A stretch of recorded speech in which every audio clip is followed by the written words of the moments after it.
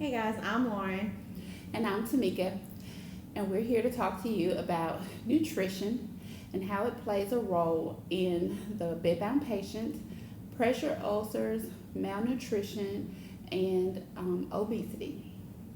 Okay, so like she said, our goal is to teach you how to take care of your loved one at home when they're bedbound and to provide them with adequate nutrition to keep them from getting pressure ulcers and skin breakdown.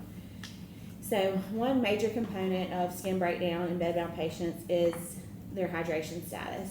An adequate amount of fluid intake is 1 to 2 liters a day. This is a 1 liter bottle, so 1 or 2 of these a day is the minimum that you want your loved one to have. If they are obese, you may need more fluids. If they're malnourished, you might not need quite as much volume. You could go more with the 1 liter than the 2. Also, if they're on an air mattress that's supposed to help prevent breakdown, sometimes those can cause increased sweating. So you may need more fluid intake to replace some of the fluid that's lost with that sweating. There's also lots of supplement drinks, like these body armor drinks that are great for hydration. They have lots of electrolytes, and they're also full of zinc, which is great for wound healing. So any way you can get fluids in them, that's the goal, is just to keep their hydration status up. And then we're going to talk about some food choices that are good for these patients as well.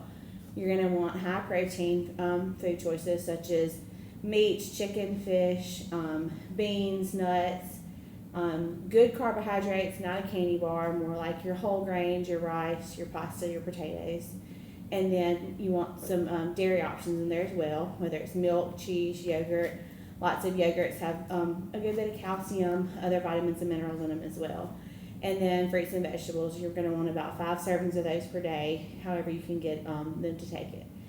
If you have a patient that has difficulty swallowing or trouble with actual diet, you can do some of these dietary supplements, whether it's Boost, Premier Protein, Ensure. There are lots of different types of these.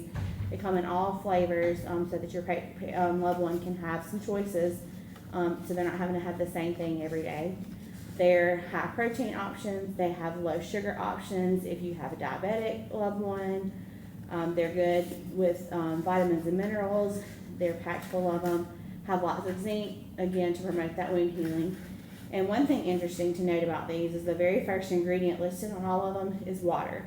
So not only do these supplement their nutrition, they also help with their hydration as well. If you have a loved one who has difficulty swallowing, you can add thickener to any of these, or you can freeze them and kind of make it like an ice cream, which will make it a little more interesting and just give them a little bit of variety in their diet. Same goes with these body armor drinks. You can freeze them and make a popsicle out of them just to change it up a little bit for them.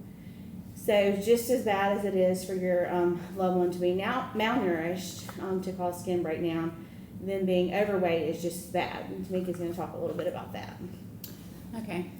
Patients who become bedbound are at risk for obesity.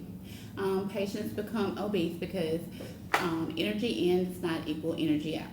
A lot of patients that become bedbound have this problem for 2 main reasons. One is depression. Becoming bedbound is like a loss. They usually have an accident or something that they're grieving. Another reason could be boredom. You're not moving around because you can't, and sitting there, you're now bored. You're not doing the things that you used to, and you become bored. When you're bored, you eat. So now you're not getting the energy out that you're getting in, and that's because you're eating more carbs than you should. And so we have to worry about getting the right nutrition on your plate. Your plate should look more like this. Vegetables should cover the major portion of a person's plate. And then you should have a protein, a good protein, like fish, chicken, lean protein. And then you should have your good carbohydrates, like wheat bread, and whole grains.